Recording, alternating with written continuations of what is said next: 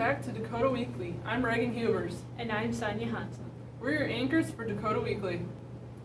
Each year, Dakota Christian hosts what we call the Harvest Sale. The Harvest Sale is one of the biggest fundraisers for Dakota Christian, and with cooler temperatures upon us, the Harvest Sale is just around the corner. Nicole Van Zydam is a chair for this year's event and is here joining reporter Jacob Mutter to enlighten us on next Thursday's event. Hi, I'm Jacob Mutter here with Nicole Van Zydam. The Harvest Sale is next week. Give us a little bit of a rundown on how that's going to go. Sure. So the Harvest Sale is next week, September 17th. We're going to begin the evening with, they'll start serving supper at 5:30. And then after that will be the beginning of the auction and the bidding starting at about 6 p.m. We'll again be doing the silent auction portion during the live auction as well. So that'll be a fun little addition that we tried last year and went over well. So be sure you're checking the silent auction table throughout the night. I've heard there's a little bit of an addition this year to the Harvest Sale. Yes. Starting on September 9th, we will have the online portion of the Harvest Sale up and running, which you can preview those items on the link, which you can find on the school's website and the Facebook page as well. But it's through a platform called 32 Auctions, and we have different items that you'll be able to bid on as an anonymous bidder if you so choose, and we can ship some of those items to people who might be bidding from near or far. So if you have family that you would like to invite to participate in our Harvest Sale this year, or if people are social distancing or just prefer to be part of the auction from a distance, that's a good option for them as well. What a great way to expand the Harvest Sale. Be sure to watch DC's Facebook page and the Dakota Christian Harvest Sale event for updates on items. We look forward to seeing you there next week. Back to the newsroom. Before we go back to the newsroom, we have a bit of a clarification. There are actually two parts to the Harvest Sale. The first part is an online portion, which is going on now.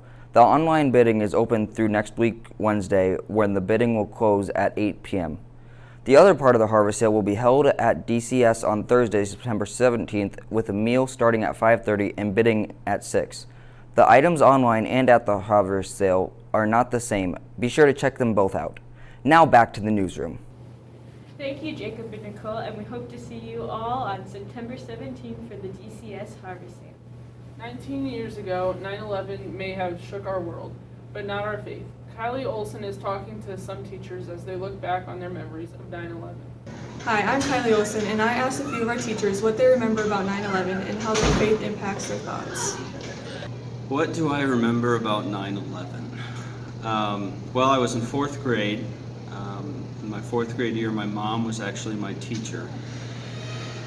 I remember her, it was right around first recess, so 10 o'clock in the morning or so. I remember her, she was called out into the hallway, and then she came back in, and I could tell something was a little off, and she basically told us that planes had flown into the Twin Towers. At the time, I had no idea what the Twin Towers were, but obviously planes flying into a building, we knew it was bad. We could tell by our teachers' reactions that it was bad. And so that was kind of the first initial reaction. And I also remember pretty distinctly after school, normally I'd hang out with a couple friends down the street and we'd play, football, baseball, whatever. But that day, we sat in my family's living room, and I literally, as a fourth grader, watched the news with my parents and just watched that clip over and over of those planes flying in to the buildings. And I also remember the gas lines being very long. That was surprising to me. How did my faith impact that? I think at the time, when you're a fourth grader, it's hard to you don't think about things in that way.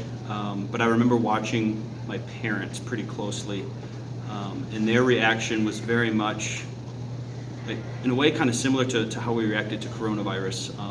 We tend to lean on God's sovereignty and His plan during those times.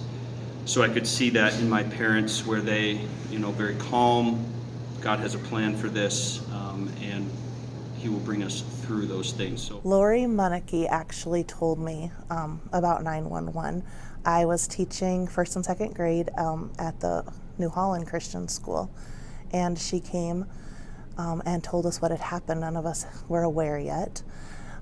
So the rest of that day, because we didn't have a television feed at the school, we would run back and forth across the street and videotape out of a house and bring the recordings to school so that we would be able to keep watching what was going on. So that's my first memories of 911. So how it impacts my faith is that more than ever we turn to Jesus. It was a scary time in our world. I remember my students being scared.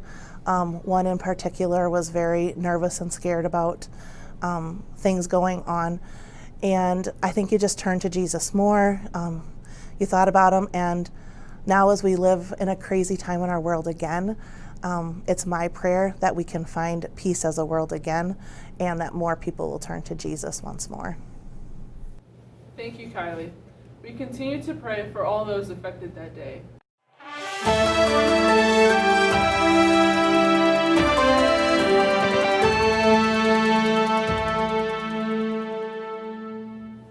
On September 4, there's a football game at Gregory. The TDA ACDC lost 38-0, bringing their overall record to 2-1. On Saturday, September 5, there is a cross-country meet in Mitchell, South Dakota. All ACDC participants place.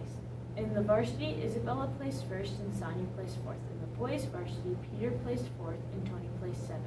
On JV, Lexi Schoenfelder got first and Reagan placed second, and Riley Hausman placed fourth in the boys JV. There was a volleyball game on Tuesday, September 8th. The ACDC played Parkston at Parkston. The Lady Thunder fought hard but fell in a quick 3 matches. Upcoming events for the next week. On Monday, there's a volleyball game versus Platte Geddes at DC and a cross-country meet at Wegner. Tuesday, there's a volleyball game at Scotland. Thursday is the Harvest Sale and a cross-country meet in Chamberlain. Friday is a football game at Parks.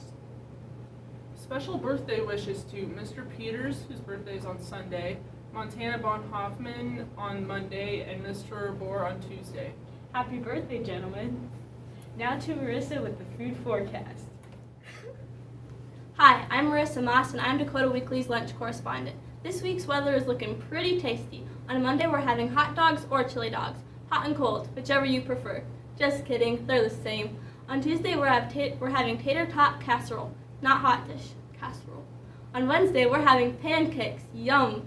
On Thursday, we're having some meaty meatloaf. And on Friday, chicken patties.